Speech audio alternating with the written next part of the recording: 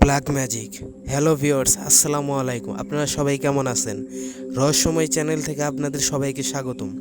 আজকের গল্পটা হলো কালো সুতার গল্প। যে সুতা মানুষের ভাগ্য বাঁধে না, বাঁধে মানুষের জীবন। 2 মাস আগে ঢাকার মিরপুরের রাকিব ভাই আসছিল আমার কাছে। চোখের নিচে কালি, হাত পা কাঁপছিল।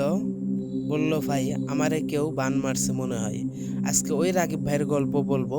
অবশ্যই ভিডিওটা শেষ পর্যন্ত দেখবেন, আর লাইক শেয়ার সাবস্ক্রাইব করতে কিন্তু ভুলবেন না। রাকিব ভাই ছিল এলাকার টপ ব্যবসায়ী, গার্মেন্টসের কাপড়ের বিজনেস ছিল। হঠাৎ 6 মাস ধরে সব উল্টাপাল্টা, মাল আসে না, টাকা আটকায়, কর্মচারী চুরি করে, রাতে ঘুম নাই। স্বপ্নে দেখে একটা বুড়ি কালো কাপড় পরে দাঁড়ায় থাকে, গায়ে কালো সুতা বাঁধা, পুতুল নিয়ে।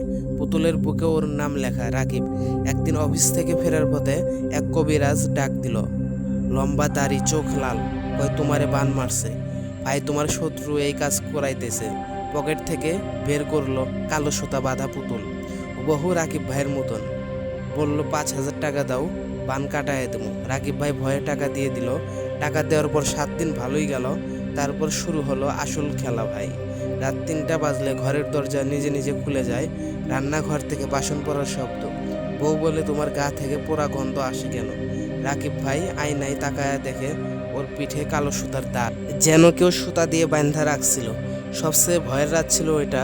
ঘুমের মধ্যে মনে হলো কেউ পা ধরে টানতেছে। চোখ খুলে দেখে ওই বুড়ি খাটের পাশে বসা, হাতে কালো সুতা, আর বলতেছে, তোর নাম বানছি, তোরে আর ছাড়মু না। রাকিব ভাই অজ্ঞান হয়ে গেল। পরের দিন রাকিব ভাই আমার কাছে আসলো, সব খুলে বলল। আমি ওরে 3টা প্রশ্ন করলাম। ব্যবসা খারাপ হওয়ার 1 মাস আগে কার সাথে ঝগড়া হয়েছিল, ওই কবিরাজকে চিনাই দিছিল কে, তুমি নামাজ পড়ো তো, এই 3টা প্রশ্ন করলাম। রাকিব ভাই কাঁদতে কাঁদতে বলল। পরে রাকিব ভাই বলল, আমার পার্টনার সোহেলের সাথে ঝগড়া হয়েছিল টাকা নিয়ে, আর ওই সোহেলই কবিরাজ চিনাইয়া দিছিল। নামাজ 5 ওয়াক্ত পড়ি না ভাই। তখন বুঝলাম বানটান কিছু না, সোহেল কবিরাজের সাথে মিল কইরা রাকিব ভাইরে মানসিক রুগী বানায়া দিছে। কালো সুতা, বুড়ির স্বপ্ন, সব অভিনয়। ভয় দেখায়া দেখায়া রাকিব ভাইয়ের ব্রেন ওয়াশ করছে। আর রাকিব ভাই নামাজ ছাইরা দিছে, আল্লাহর উপর ভরসা নাই, তাই শয়তান সুযোগ পাইছে। আমি রাকিব ভাইকে 3টা কাজ করতে বললাম। নাম্বার 1, ওই কবিরাজের কাছে আর যাইও না, ও হলো ধান্দাবাজ।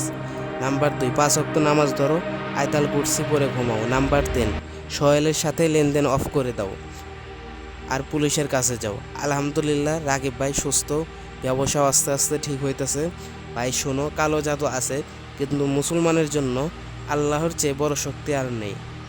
আয়তাল কুরসি পরে শয়তান তার কাছে আসতে পারে না। তাই বলি ভাই, যে কোনো পরিস্থিতিতে আল্লাহকে স্মরণ করবা অবশ্যই।